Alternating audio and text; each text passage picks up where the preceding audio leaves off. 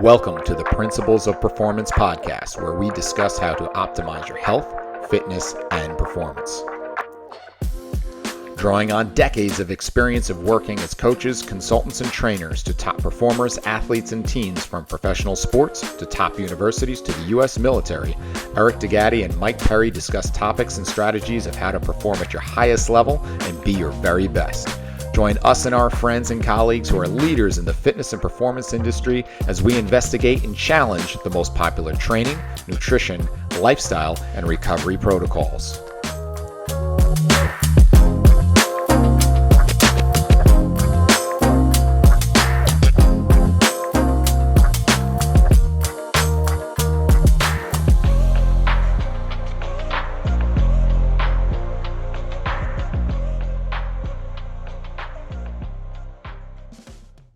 And away we go. Here we are with the Principles of Performance podcast. We are on episode number 29, and I am your host, Eric DeGatti, and want to welcome you to the show and welcome my good friend, Mike Perry, my co-host as well. Mike, how are you today? Just living the dream. You know, it's a beautiful day here in sunny Boston. I think we hit a high of like 28. So it's it's getting a little crazy here. We're almost ready for a little bit more iced coffee and shorts weather. So we're good to go.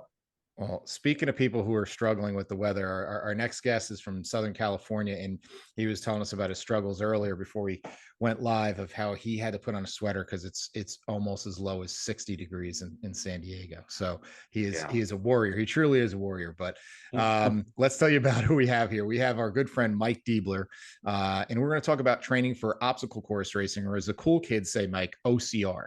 All right. Mike's been a coach and personal trainer for over 20 years. He has his master's in exercise science from University of Florida, and he's the owner of San Diego Premier Training, SDPT.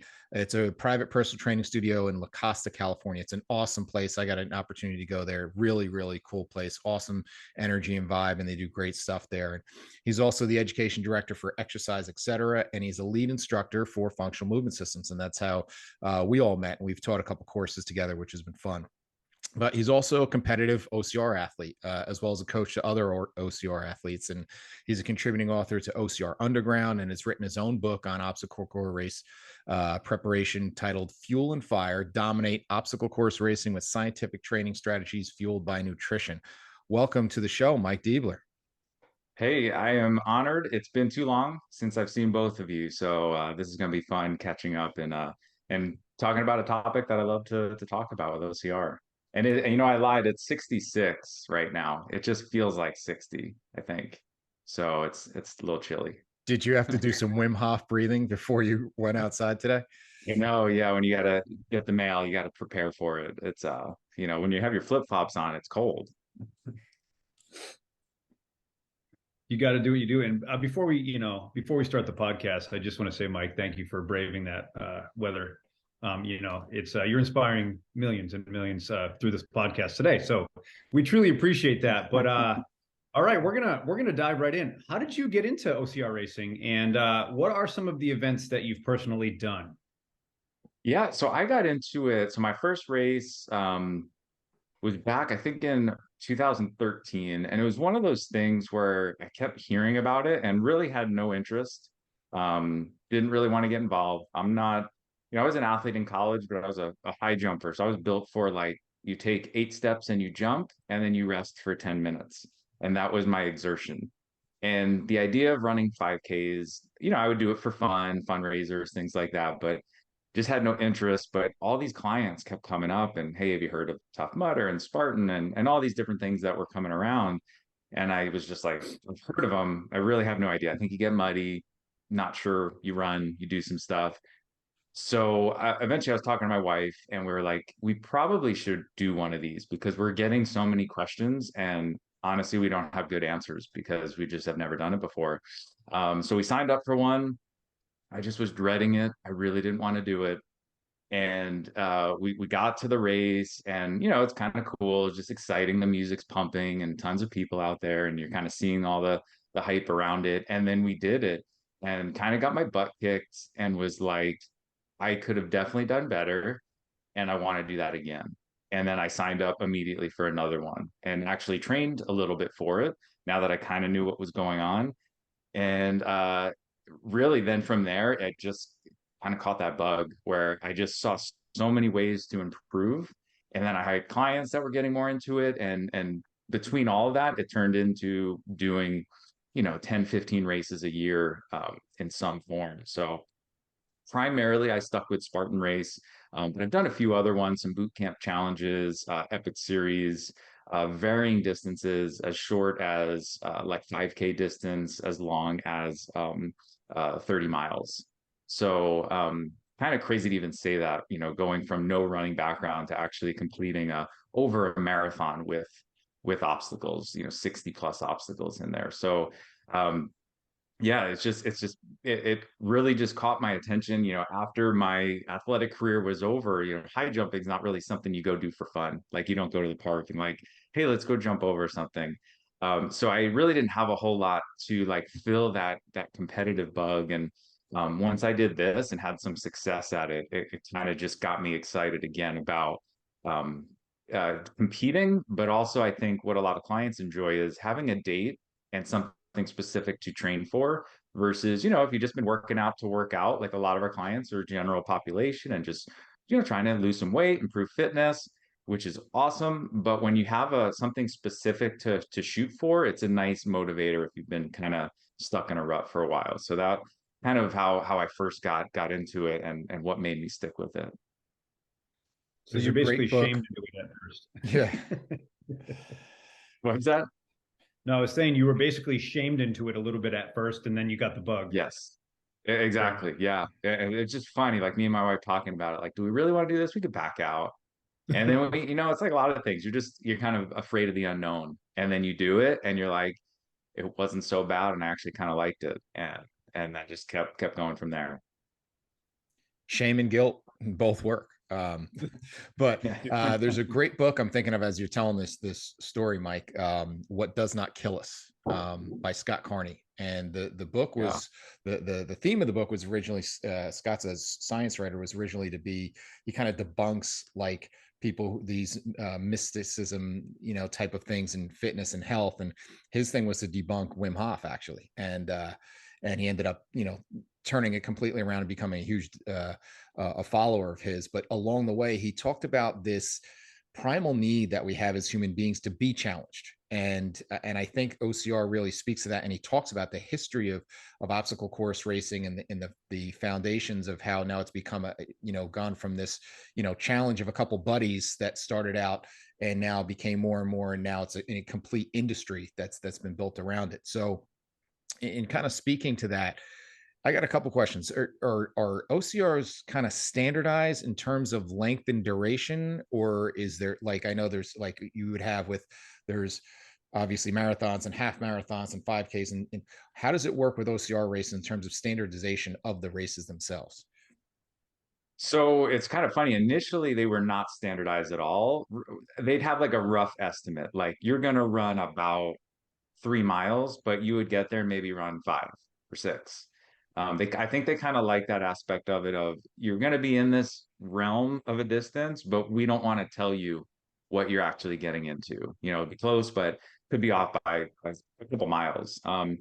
But the OCR world is trying to make a push actually for the Olympics. They want to make it an Olympic event, and they're obviously realizing if that's the case, we do have to have standardization and similarities between different events. So you're seeing it more and more where they are having standard distances, but they still range all over the place. So something like that, you might see like a short course, like a 3K, real quick, just a bunch of obstacles. You got to get through it as fast as you can.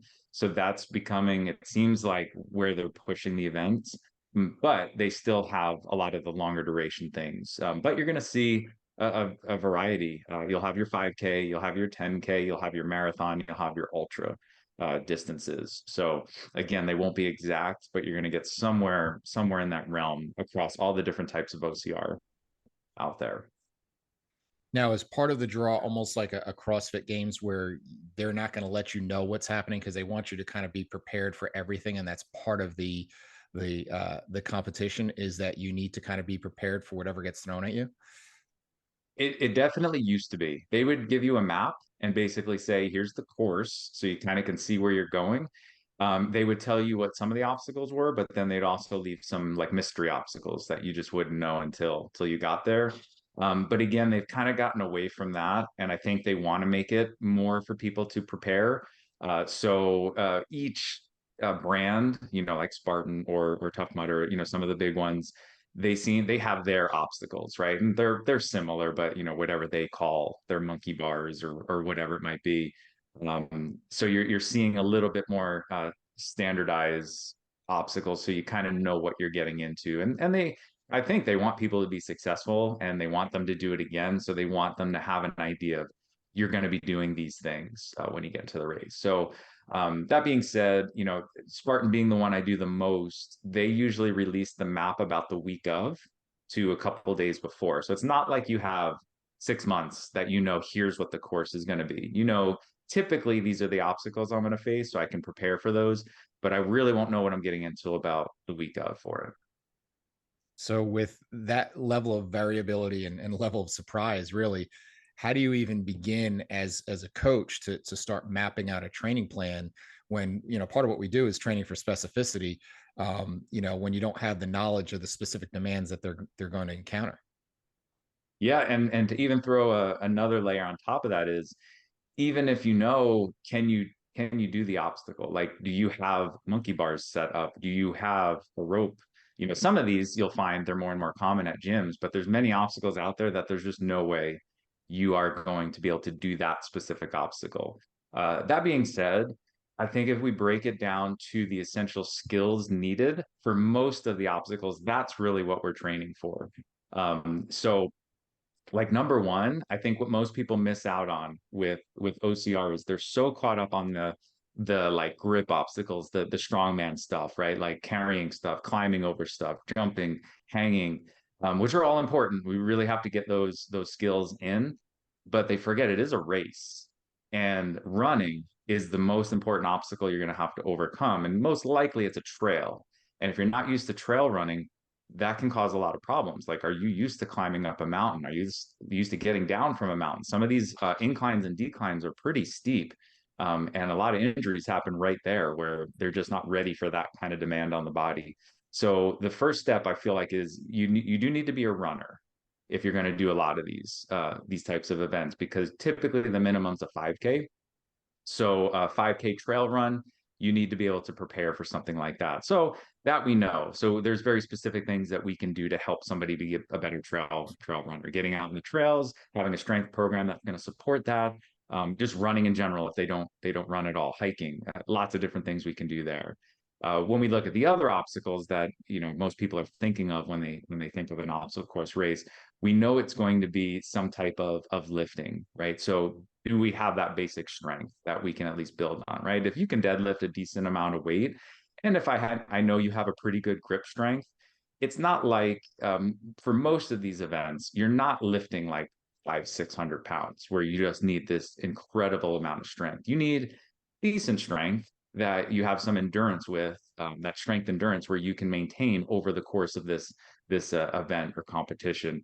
So we train for like those specific things. I know you're going to have to hang. I know you're going to have to climb. I know you're going to have to crawl. So those are like the things, and I know you can do those, whether it's in our facility, if you're at home, at just a traditional gym, whatever it might be, you're going to have access to those things. So we really just dial in those, kind of like looking at movement patterns, right? Like get the basic movement patterns down before you do anything crazy on top of that. So that's I kind of approach it the same way. You're going to face a whole bunch of different things out there, but before we even get to that stuff, I'm going to build the foundation of running, of crawling, climbing, and carrying, right? You can do those things, you're going to be able to take on a decent amount of these obstacles. And that's, I think, a great starting point for most people. So as far as sort of, bare minimums, like if I were saying to you, all right, Mike, I want to run a race in 6 months.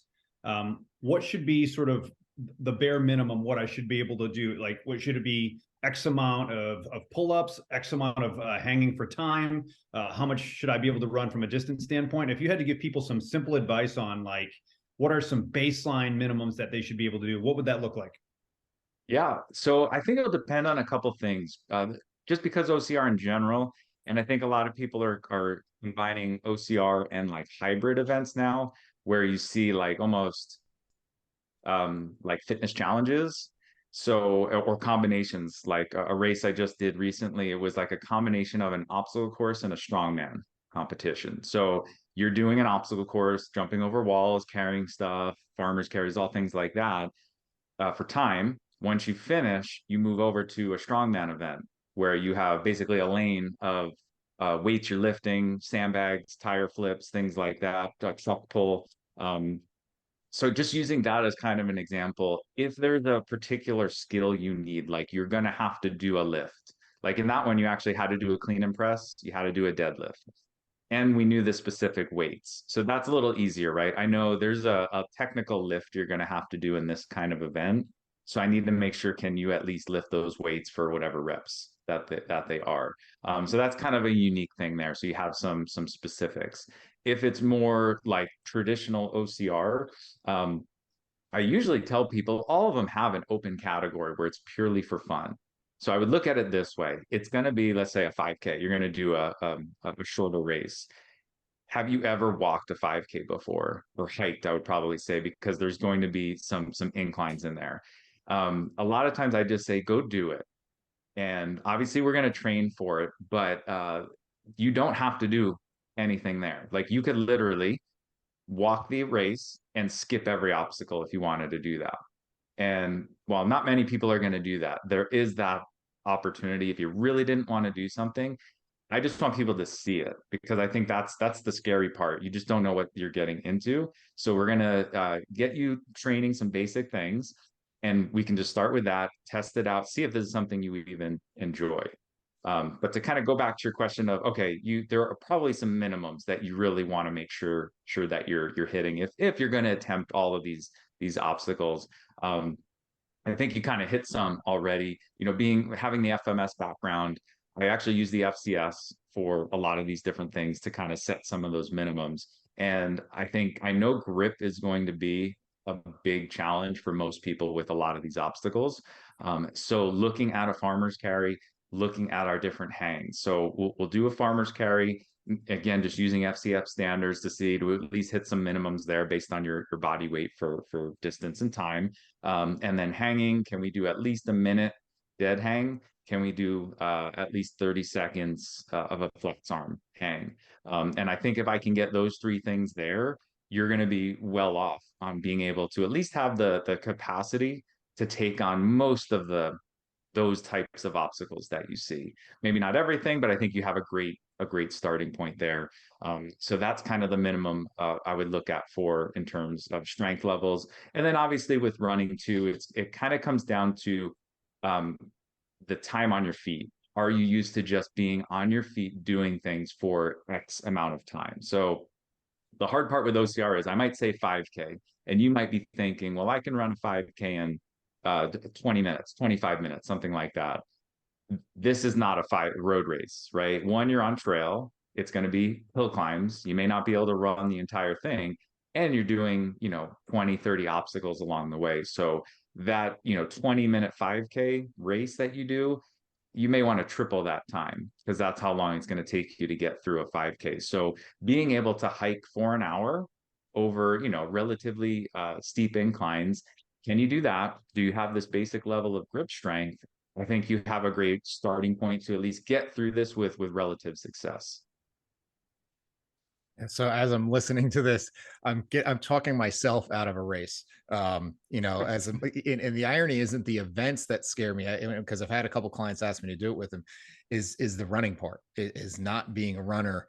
I said, if you can get me a golf cart to go from event to event, then I'm good. But it's that the running part is definitely the intimidating part for me. So looking at, like, are there certain archetypes that are best suited, but kind of best built from either their kinematics or in terms of physiology, that seem to kind of always be the head of the pack, that seem to thrive really well in OCR racing? Yeah, and it's the runners. It's the those that come from the running background that tend to do the best because they're just built for that endurance. They're okay going to that pain cave and being there for a while. And I know that's something I struggle with, right? It gets hard. It's really easy to back off. And you have these guys that will, and girls who will get there and they're okay. They're just going to get comfortable in that position and push through, but they have the speed.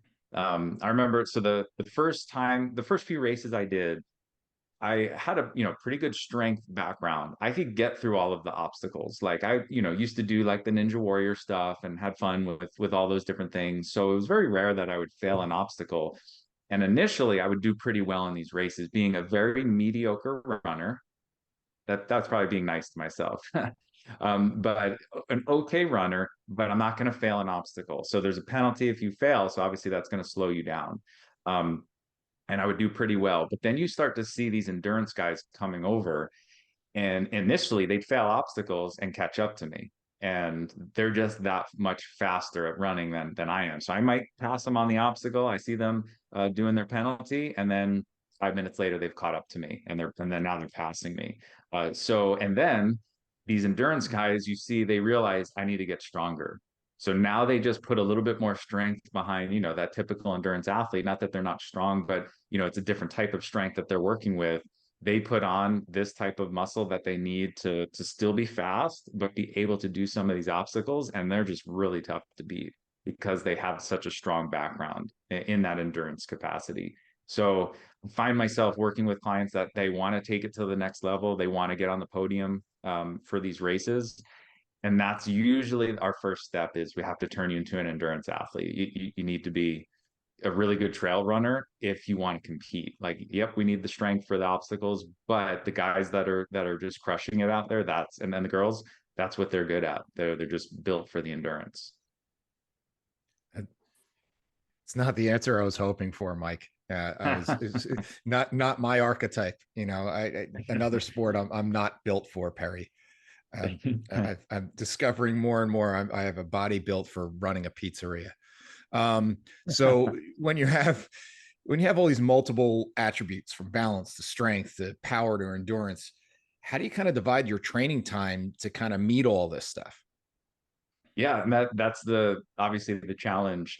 But I think when we take the time to kind of look at where that person is right now, it at least points the direction on where we need to go, right? So, we know the analogy of buckets comes up a lot, right? Like looking at the buckets, is it strength, endurance, movement, whatever it might be, and seeing which bucket needs the most water in it, and that's really the same approach that I'll take for this. So, like I said, I typically will see the person that has a ton of strength, right? So they love lifting.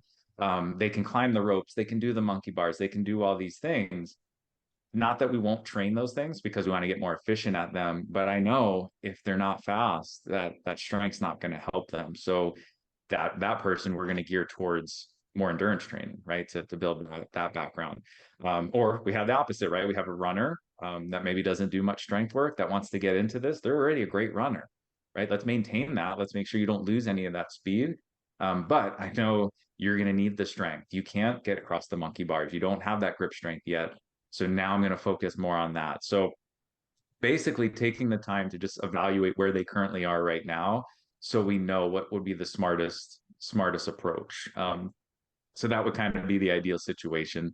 If I have a client, luckily, sometimes I get a long term to work with clients. So we can have kind of like almost like in season, off season training for any sport, right? So now I know, hey, we don't have a race coming up for a while. Let's build that strength, right? Or let's build that aerobic base. And we can really focus on maybe that one or two things that I want to spend the most time on. And as we get closer to race season, now we're going to start to get a little bit more race specific and work on skills and things like that. So really, I think like most sports, right, you just have to have that right plan that makes the most sense for that person.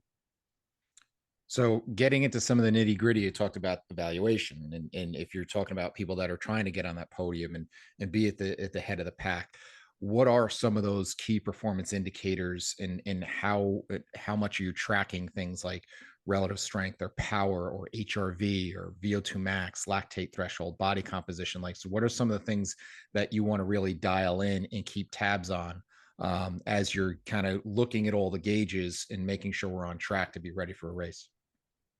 Yeah, I think you named actually quite a few of them right there that are great starting points.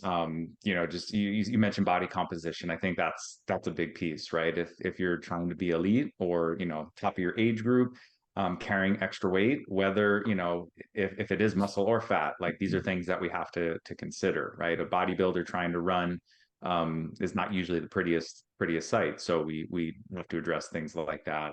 Um, I love looking at lactate threshold. Again, this is an endurance event. So and VO2 max is great. We can look at all of these different things. I find myself always going back towards lactate threshold because the athlete that can not just have that high VO2 max, but can maintain a high intensity of that VO2 max, that's I think where the magic is for endurance sports. So whether they can do some testing, right? Obviously, this is an extra step. Some people might not be willing to do it, but doing some VO2 max testing or metabolic testing where we can get some um, important numbers to kind of set that baseline. Because what I want to know is I want to know what your lactate threshold heart rate is, right? So that's going to help me program for you. Because if I have an idea of what that is, rough estimate of your heart rate at that level, now I can be a little bit more specific when I'm programming your interval training or your low intensity days, right? Making sure a lot of the clients that I think get drawn to this type of activity love the high intensity stuff, right? That's all they do is if I don't get my heart rate up, um, I'm not doing anything. So a lot of times if we can educate them, hey, there is that benefit of doing more aerobic based training, especially in some of these longer race events. So making sure that we are understanding, hey, lactate threshold, your heart rate, and pacing too. So if I know kind of like your race pace, if I know for running at your lactate threshold, you're running a 6 minute mile, 7 minute mile, whatever the pacing is. Again, it helps me determine what pacing should we be maintaining for some of our runs, whether it's long distance, low intensity, or sprint work or hill work or whatever it might be. Um, and I think we get some great baseline information too, because it's just like anything, it should improve, right? So they might be saying, hey, I was doing this threshold pace workout and my heart rate used to be at like 100 and 65 beats per minute, and now I'm maintaining the same pace, and my heart rate's only at 160, right? Like that's exactly what we're looking for. Actually, we probably have a change now. Your threshold pace is probably a little, maybe you're at 558 or 550 now. You need to be picking up the pace a little bit. So I love using your lactate threshold pace and heart rate as kind of a great metric for programming, but also to show some improvement that you are getting faster, you're using less energy, your body's becoming more efficient, all of those great things there. So I always like to start with that, whether it's they are going to do some testing and be able to get that done. We do it at our facility because it just I think it's just such a useful tool to have. But we can also do some estimated testing as well and do some time trials to get their approximate pacing for lactate threshold and heart rates. But either way, it's just a good starting point if we get some type of measurement there. And then, like I said earlier, I do want to check strength and grip. I'm kind of throwing those together. I do want to make sure that we are hitting some minimums, right? We can always add on top of it, but again, I'm checking those buckets to see what needs the most work. So I love looking at hanging strength. I love looking at whether it's flex or dead or both. I love looking at farmers carries. I just think there's such simple tools. The relative risk of doing those is low.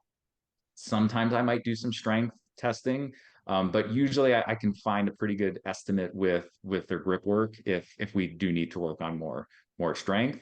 But I know lifting is going to be a big part of it, so maybe looking at some deadlifting strength as well might be an important measurement that we keep track of there.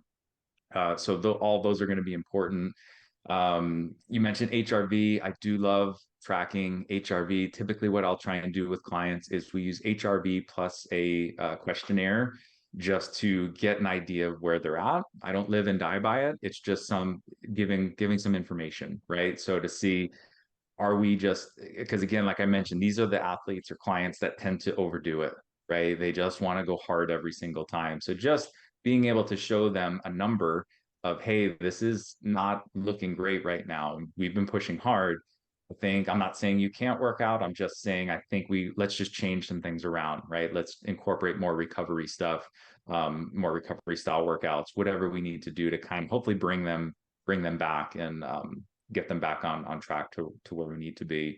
So I think those are kind of some of the big ones that I try to obviously there's a million directions you can go, but without assessing them to death, being able to get some good information with as hopefully as minimal tools as we need.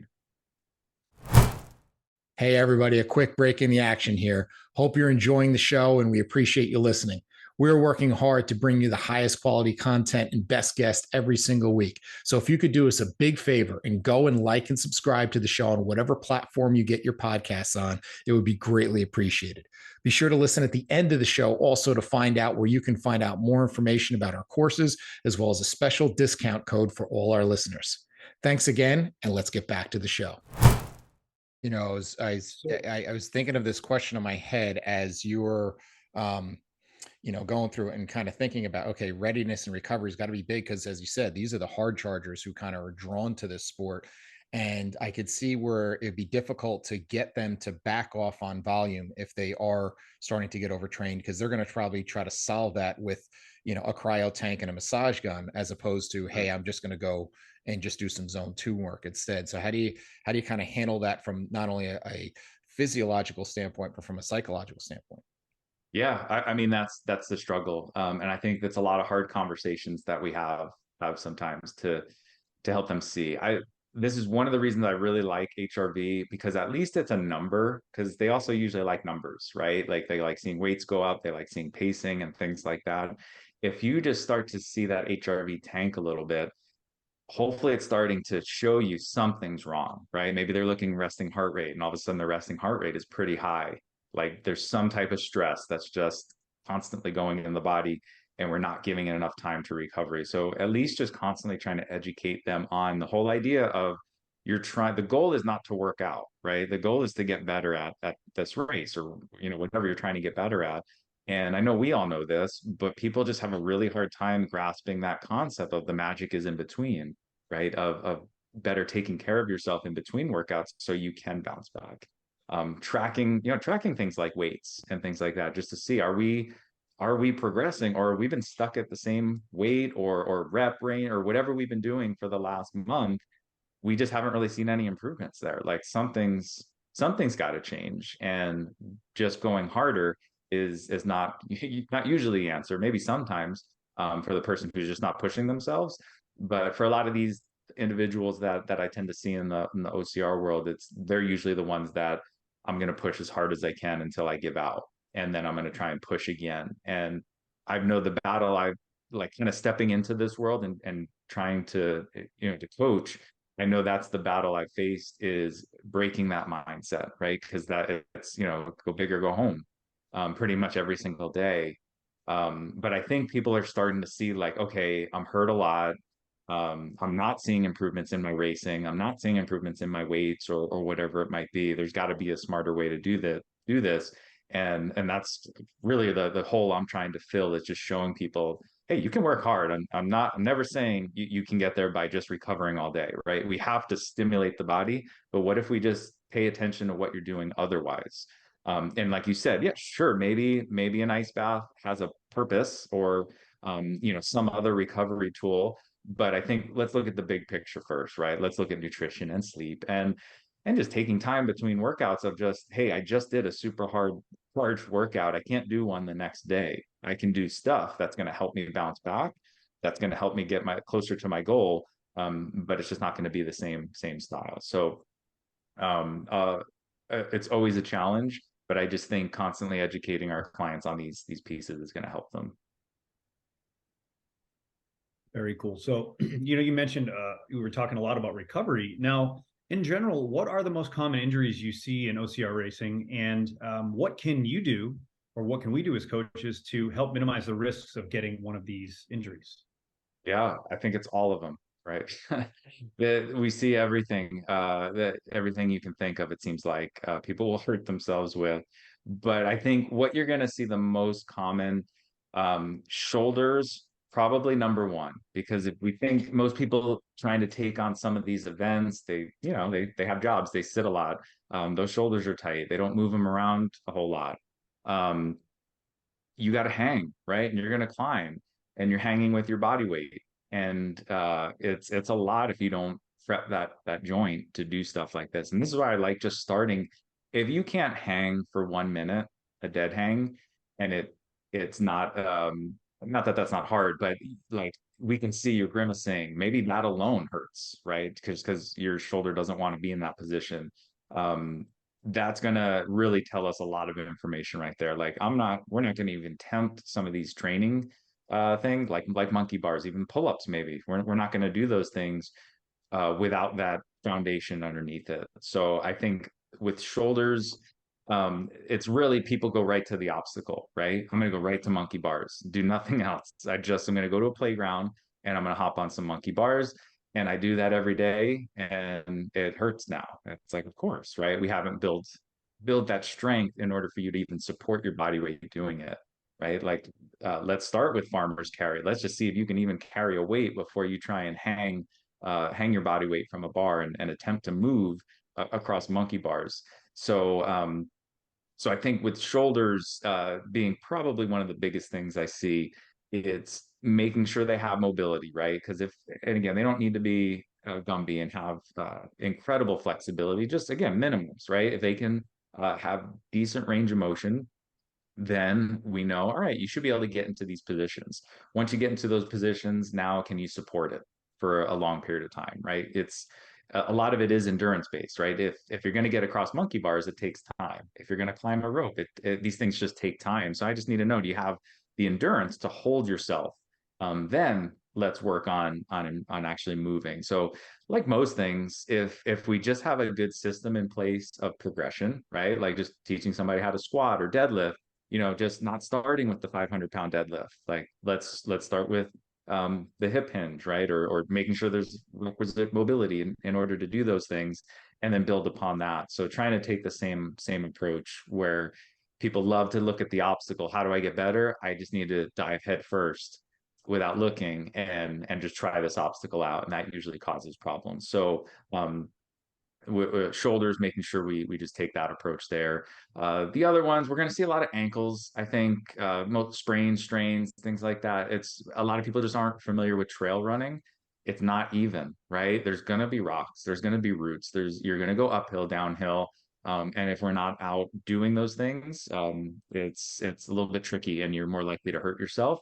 But obviously, there's things you can do in the gym from ankle mobility, stability work, balance, agility training, footwork, just hand-eye, hand-foot coordination, all these different things to just prep those feet to be able to move and react to unstable surfaces or just changes in the surface. So ankles is going to be another big one. And then just a lot of the injuries you see with running, like joint overuse, wear and tear, Achilles, patellofemoral issues. And a lot of that, I think, is just be careful with programming, because if they're not a runner and they just go, well, I'm running this half marathon distance, and they just go right for that type of distance and that type of volume, that's obviously going to lead to some problems there. So just again, progressing properly, that we can support the amount of load that we're going to be putting on with some of these longer distance races is going to be important. So, really, I think the answer is the same for all of these, is building that foundation and then helping them prep for the end goal, where most people just want to go right to the end goal, right? But no, you're going to do some single leg work, right? I need to make you strong on one leg because you're going to be running a lot. And I need that balance. I need that mobility. I need all those things. So those are probably the most common places you're going to see. But like I said, I've seen probably, most joint injuries occur at some point when people kind of dive in a little bit too quickly for a race. Like how many times I've heard somebody say, hey, I just signed up this weekend. What is an obstacle course race? It's like, okay, let's take it easy and know when we need to throw in the towel and just say, I'm not going to do this obstacle. I'm gonna go around this one. I'll do my penalty or whatever, and then move on from there. But people are stubborn and they're just going to do what they want to do sometimes. So as you're talking about injuries, I'm thinking of a bunch of different questions in my head, and you brought up kind of that lack of predictability that you're going to face, and I could see where that could be a struggle in terms of preparation if people are working in gyms that are 72 degrees with perfect inch and a quarter round bars and treadmills that are in front of TVs that are nice and flat and smooth all the time, and they're kind of these house cats, right, so to speak, and now they're put out into the wild, and they're not ready for that uneven terrain. They're not ready for that thing that's not attached to a bar with a shiny weight to it, that they actually have to manage some stuff that's moving around them, or they're moving around it. And I don't know if you're going to fix that with a Bosu ball though, right? Yeah, well, and actually how I like to look at some of our more like strength work is we'll hit the big lifts where you're going to see, maybe your barbells or your dumbbells or, more traditional type lifts to build, they're just great for building strength, right? So we're not going to reinvent the wheel there. We're going to do things that will get you at least to, again, some minimal levels of strength. But then actually a lot of what our training is going to be is, getting out of the sagittal plane, getting in and some transverse frontal plane work, using unstable objects. Like I love sandbags. I probably use sandbags more than anything. I love, the DPRT system, what Josh Hankins done with his program. I just think it's such a great way to incorporate all these different planes of motion into your traditional training. Like how many ways you can challenge the lunge, a push, a pull, in all these different planes of motion. Because you're right, that's where people are going to run into the issues. It's when we're kind of thrown off the norm, right? When we're not just moving forward and backwards, we're moving side to side, we're getting down crawling. So we're trying to get the body in as many postures, as many positions as possible, loaded, unloaded, whatever we can handle, and then adding some of those unstable environment or conditions in there to challenge them in different ways. So having some tools that are not easy to hold, I think is a great starting point. And like I said, sandbags we'll use, fat grips, kettlebells, they're all great. They all have these unique things that we can use to challenge that person for strength, for grip, stability, whatever it might be. You'll see, they have like slosh pipes, water balls, aqua balls, all these different things that we can use to just challenge that kind of predictability, right? I know a 100-pound barbell is going to weigh 100 pounds, and I'm going to pick it up and put it down, whatever I'm going to do. But if I have a 100-pound sandbag, it with maybe not handles, it's going to move, and I'm going to have to manipulate and adjust it in order to carry it, to pick it up, to throw it, whatever I need to do with it. So incorporating those tools that aren't so easy to do, kind of like the strongman type events, you're seeing a lot of really cool tools that they use that we can modify. We don't need to be lifting cars and things like that. But there's some really cool things that we can use to challenge our ability to manipulate objects that aren't just handles and things like that.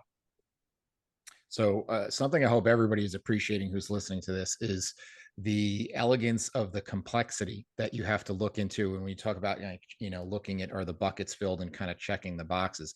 There's a lot that you have to handle, and there's an art into, you're talking about strength. We have to build a certain amount of maximal strength, meaning we can lift the most as possible, but you also have to have relative strength to your body weight, and then you also have to try to build that strength while not putting on a whole bunch of muscle that's going to be heavier to get over that wall. And then I would imagine the same thing in terms of balancing your nutrition. Like we have to have enough fuel that we can do these strenuous activities, but not so much that we're going to add weight, and we need to keep it a certain leanness so we can be efficient and effective there as well. Yeah, and obviously nutrition is a huge topic in itself, and there's a million directions you can go. But I don't think you can really talk about the training without talking about the fueling, and whether that be for the workouts or the adaptations that you're looking for. or with many of these races that I think when people are first getting into it that maybe aren't the endurance type athletes, you need to eat during the race. Like if you're out there for 2 hours, 3 hours plus, we need some nutritional support, and we need a plan with that. I know how many times the first time I took on a half marathon race and I thought I could just throw a couple of goos in my pocket, I'm good to go. Never tested it. I think it was like a margarita flavor. Who would make a margarita flavored anything? I don't know. That's the last thing I wanted during a race. I get the salty part, but I just wanted to throw up for the rest of the race because I just wasn't ready for something like that. Or you run, you're going, you're like, I'm all good. I don't need any of these things right now. And then all of a sudden you hit a wall and you're like, oh crap, I can't go on anymore. And you can eat all you want, but at that point you're kind of screwed, and you're going to be hurting for the rest of that race. So coming up with that game plan, we have to incorporate it in the training, because we're going to have some training sessions. If I'm training for a 3 hour event, I'm going to have to throw in some longer duration activities to help you prepare for that. And a lot of it is just practicing your nutrition to know what's your body handle, right? Not everybody's the same. One person might like this brand, another person that made them run right to the bathroom, right? That's not going to work for them. So that's when we practice, play around with it. And then giving all my clients just a system of, okay, here's the nutrition strategy, is making sure we have to support the work you're doing. So here's our timing: every 30 minutes, every 45 minutes, every six, whatever it is for that person. We need this many grams. This is what that looks like in terms of real food. Let's get that in. And we're just going to you're going to have a watch on. It's going to beep every time it beeps. I don't care if you're hungry or not. We need this now. So we're going to get that in. But we've practiced all of that. So when race day comes, they're ready to take on those things. And something, I don't want you to think about it. You think about the obstacles and your strategy and your racing and your pacing. Don't think about the nutrition. Your watch beeps, you eat it, and you keep going. But um, obviously this is another huge piece to this type of training, because it is such a long duration event for many people that they're not used to even thinking about that kind of stuff. Well, this is awesome stuff, and I could tell that you could definitely talk all day about it. And I hope the big take homes are for two ends of the spectrum that may be listening here. For the top end of the spectrum that reads a David Goggins book, or looks at one of his posts and says, I'm going to go out and do the Moab 240 next week with no base of training, and I'm going to do it with a torn ACL. Okay, first realize A, you're not David Goggins. B is that there, with some smart planning, you can do some pretty accomplished things. And then for the other end of the spectrum, for that person who's kind of not really into working out, or kind of comes and goes with working out, to your story, to say that it kind of scratches that competitive itch. And if you're looking for something that kind of blends a whole bunch of different things, this could be a great avenue. And so this has been really awesome. And we're going to definitely put all the links in there, because if you're going to do it, you can also hear from the last hour of talking, you got to make sure you do it right, so you can do it safely and effectively and successfully. And so all that being said, Mike, kind of tell us about what some of the new things you have on the horizon are for looking into 2023 and beyond, and some of the projects you may be working on. Yeah, I haven't talked about it too much yet, but my big plan I'm in the process of actually writing a course on this, to help other coaches specifically help their clients prepare for obstacle course racing and all the different kinds of racing out there. And basically all the things we talked about, and just diving in a little bit deeper. So just to help people out if they do want to work with clients that are they're not sure how to help them become better runners, or what type of strength to do, and all these different things. So just trying to, after all the years of me doing it, messing up, changing it around, trying to find the best way. I'm always improving it, but I feel like I have a pretty good system in place that I'm just going to try and put it into a course to help others just learn how they might be able to train more efficiently for these types of races if they want to take them on. It's spectacular. We definitely want to get that information out to our audience and everybody listening. And Mr. Perry, any closing thoughts on your end? No, it was just good to hear sort of the intricacies of your sort of tactics, right? Because I think a lot of people just don't think about all of these other things. And obviously we know you, so as a coach, we know you're going to cover those things, but I think it gives people a little bit more insight on what they truly need to do if they're just going to jump into it. And sure, could you probably sign up for a short one and bang it out and get through it? Yes, but having a little bit of a strategy goes a long way. And I think you gave everybody, some really simple guidelines and just some tips so that if they do attempt to do an OCR race, they're going to be a little bit more prepared, hopefully, if they actually listened to your advice. Yeah. And I'm telling you, Eric, one day you'll catch the bug, right? If you do one, it's just so common. I hear it all the time. If you can get to Gotti to do an obstacle course race, please let me know, because I will hire a full-time film crew to follow him for the duration of the event. Just put a cannoli at the top of the hill, Perry, and I'll be there. There we go. I think we'll just have a good incentive at the finish line for him. But so most people that do it, they catch that bug. And I think that's, like you said, you can get through. If you're relatively fit, I think you'll be totally fine. That's why I'm saying go out, have fun. If you don't feel comfortable doing something, just don't do it. But I think when people catch the bug and they're like, I'm going to do one like every other month, that's when I think let's be smart about it and plan a little bit better. But we'll talk more, Eric. We'll figure it out. Yeah, no, we'll definitely, we got to dive deeper, because there's so much stuff we didn't even touch on, from gear to footwear to how you manage temperatures and all those sorts of things, to breathing so we'll have to come back for a part 2 when you release that course. But we want to thank you, Mr. Deibler, for your time and your expertise. We want to thank you all for listening, and this has been the Principles of Performance podcast. Thank you for listening to the Principles of Performance podcast. If you've enjoyed our content, please like and share on your social media outlets, as well as subscribe and give us a review on YouTube, Apple Podcasts, or whatever your preferred platform is to listen to. For more information on the Principles of Program Design courses and workshops, visit us at www.principlesofprogramdesign.com and follow us on all of the social media channels, where we post new content every day. To save 10% on any PPD courses, enter the discount code PRINCIPLESPODCAST10 at checkout.